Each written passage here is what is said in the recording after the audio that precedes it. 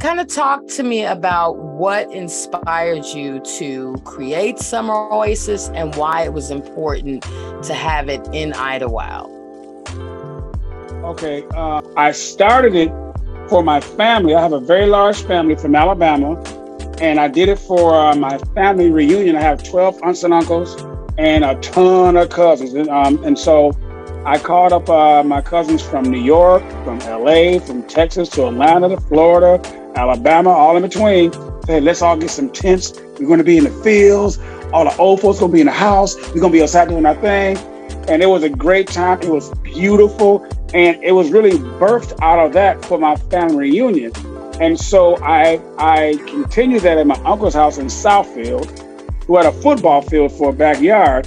And once again, it started out as just family, a few friends, more family, more friends, family, more friends, and more friends, and more friends. I'm bringing in DJs like my boy Rick the Godson, Will Hype, Ray Bone, other cats who's traveled internationally.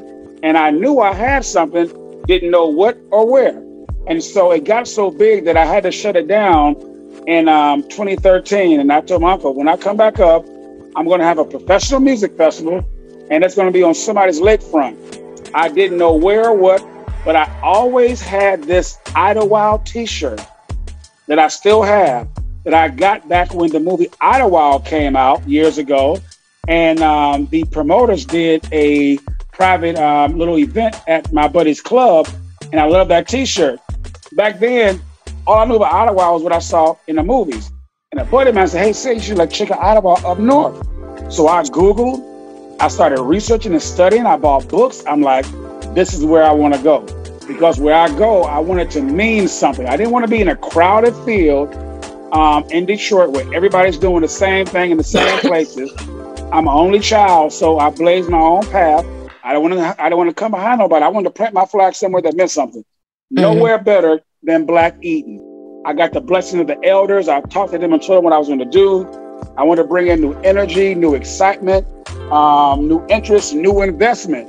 When I did it, it really transformed the narrative of what Idlewild used to be, what it is now, and what it can become tomorrow. So I chose that because I wanted a place with purpose. So it's not just a party, it's a party with purpose. And that's why I chose Idlewild. Now, for those who aren't familiar, because I can't tell you how many people have come to me and said, it's a real place, like they thought it was just something in the movie. So for folks who are not familiar, can you talk about the historical significance of Idlewild as it pertains to Black history and culture? Yes. Idlewild back in the 1920s was formulated as the only place that Black people could travel and vacate and entertain and live without being murdered. It was during the days of segregation. If you remember the movie that came out, The Green Book. Yeah. It was a book that Black folks would travel with that told them the safe places for them to go. Idlewild was in that book. And so the Black professional crowd, Black intellectuals, Black working class, Black families started to go there and have a great time. And they started building homes on the lake, started building businesses, and that attracted all the Black performers, Ella Fitzgerald, Dizzy Gillespie, all the greats. Joe Louis lived there, and so many countless others. And so it was the place that Black folks partied and lived and thrived during the days of segregation. That was unheard of. It was the Black Mecca in Michigan. That's why it was called Black Eden. Okay, so the history was rich, but there's always two sides to every coin. So the downfall of Idlewild came when segregation, because we the people, we left ours to go to theirs. The Martha's Vineyards, the Hamptons. So Idlewild fell in disarray. It became part of the poorest county in Michigan. And so once again, when I realized that, even more motivation for me to do what I could to help revitalize with a new interest and new energy. I always find it interesting. I told you before, I have family that performed. in Idlewild, and they're mentioned in that one book about Idlewild. And I remember the discussions were being able to go to a place like Idlewild and perform for your people without segregated audiences. Yes. And there was a certain, I guess now we would call it a safe space. Yes. Where you could let your hair down, yes. You could move freely around the community and know everything was Black owned and operated. So there yes. was a sense of community, even though these were people who were coming from yes. different parts of the Midwest to vacation. And yes. some of these homes that held the athletes and performers are still up today yes. in Idlewild, correct? Yes, they are. I tell people who come to Idlewild for the first time, manage your expectations. I was like, right now, there's nothing fancy about Idlewild. So when I went there, of course, I saw Black, but I didn't see Black. I saw history. As you speak about the history, they have a term these days. They say Black excellence. Mm-hmm. Idlewild was the epitome of Black excellence. Yeah. This is where the high, the middle, and the low, whatever we call them, classes of Black folks all commingled together and loved each other, party together, dance together, and work together. And so it was an honor for me to be able to bless them with a new revitalized interest to help revitalize that, which I have, because since 2016, my Summer Oasis family from across the country show up and show out. At least 8 of my family have purchased lakefront properties. And one is a real estate developer, and he's purchased multiple property that has Black families in them right now. That's all I wanted to do. My philosophy is rising tides raise all boats. One of the things, the first time I attended, I took a walk around the area, and it's literally like stepping back into time. You can feel that the spirit of your ancestors, and I felt that very strongly the first time, and to meet the elders who stayed down there and to talk to them about Black-owned post offices, banks, fire departments, police departments. You're talking about really an entire town Black-owned and operated. And when we talk about places like Tulsa and Black Wall Street, this is right up there with stores and all kinds of places. A real vacation town. By us.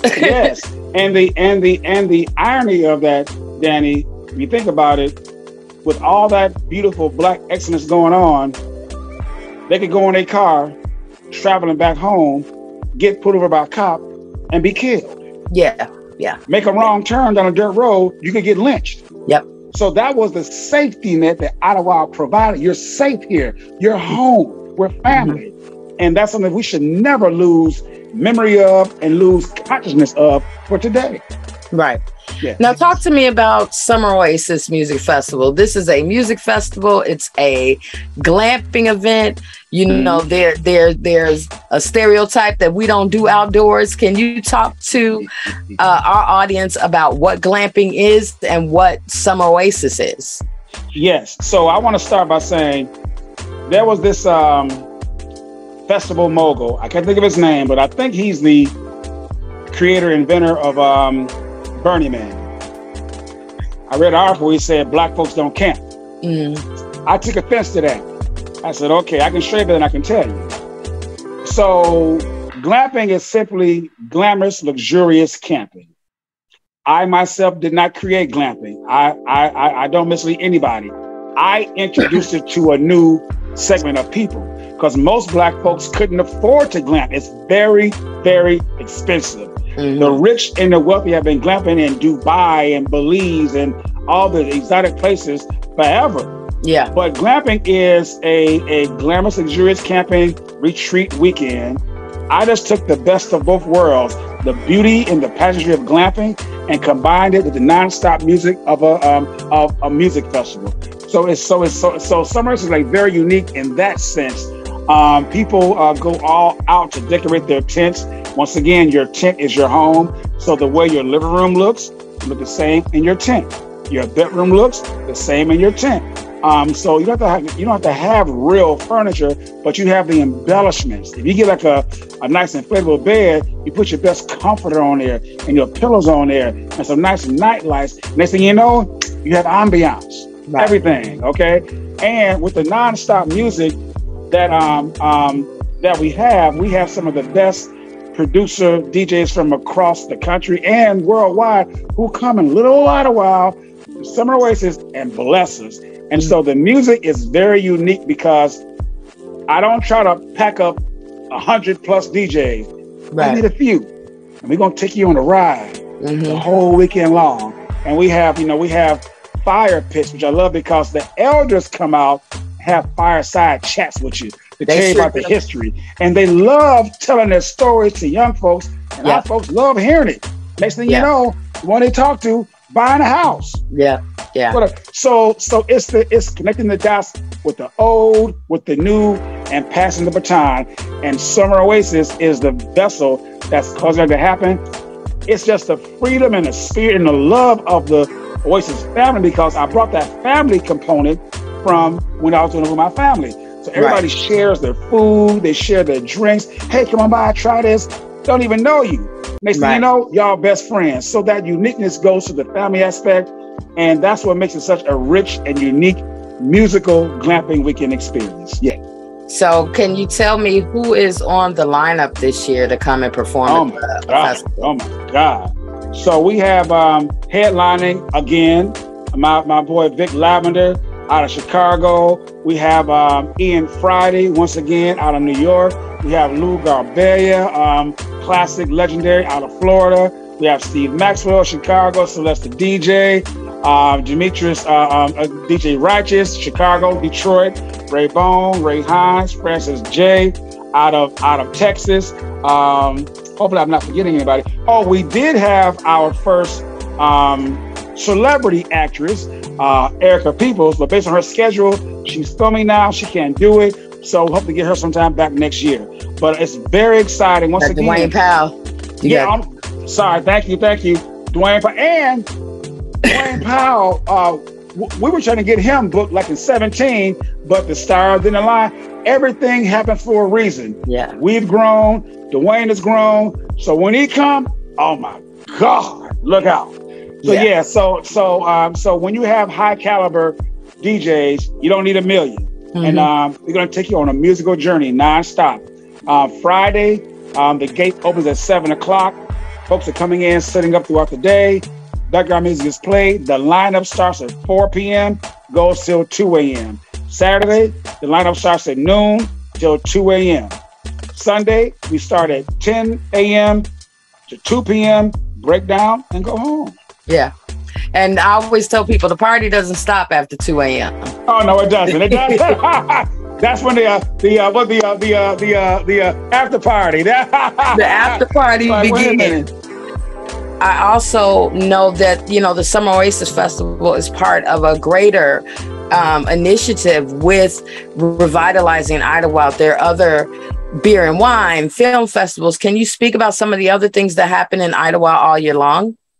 Yeah, so the agenda of the collective, which are folks who are business minds, creative minds, they're really trying to extend and expand the event tourism period of Idlewild or whatnot. So we have my man Kwaku from Detroit, who started Idlewild Eats, which is a great small plate business, which is located in the Mortars Motel. He has some nice, igloo domes outside. Folks eat and party there. You had the Idlewild International Film Festival. Due to the pandemic, she's not coming back this year, but God bless her. Next year she'll be back. We have my girl Patrice, who was with Outdoor Afro, who was doing rustic camping. Now she has her own thing, and please forgive me, I can't think of the name, but she just had it last week. That was a big success. We have the Classic Blues and Jazz Festival by Janet Meeks, who's carrying on the legend of her father, John Meeks, at Meeks Park, which was great. Just a quick little tidbit on that. Mr. Meeks wanted to do an event on Idlewild Lake, and the powers that be, Lake County, told him no. He said, okay, I'll start my own. So he bought some land and opened his own park, mixed park. That's Black excellence. My friend Dana, who's a businesswoman, she just did a comedy show a couple of months ago, which was sold out. She did a movie on the water or whatnot. So a lot of creative minds are there creating things for folks to enjoy, to come up and enjoy. Business minds are still developing things, more motels. They're doing Airbnbs because if you build it, they will come. These folks need places to stay. And so once again, rising tides raise all boats. And so my job is just to get, because thank God I have a national reach. Folks that come to my festival just don't live in Michigan. They live all across the country. Arizona comes every year. New York every year. Illinois, St. Louis. So when they come, if they're not glamping, they need places to stay. So my job is to show them a great time and figure out how you can make some money with this demographic and invest. And they are investing. And Idlewild is definitely hot on the tongue again. I thank God that I was able to cause that with others and with the collective. Once again, it's just no stopping. Tell everybody where they can get more information on the Summer Oasis Music Festival. Yes, so that will be our website, www.glampishlife.com. Our social media platforms, which is Summer Oasis Music Festival, Facebook, as well as IG. You can reach us there. And I want to say to your listeners and to you that you are phenomenal at what you do. And don't let her put the light on me only. She show up and show out every year. She's one of my #1 glampers. So this girl here is good and sexy at what she does. So I'm going to give you kudos for that. Okay? Look, I'm trying to keep up with you because your area is next level. So, we always side by side. We always neighbors at the event. Exactly. I added a few little extras this year to my I got some tricks in my sleeve too. Don't worry about it. I love it.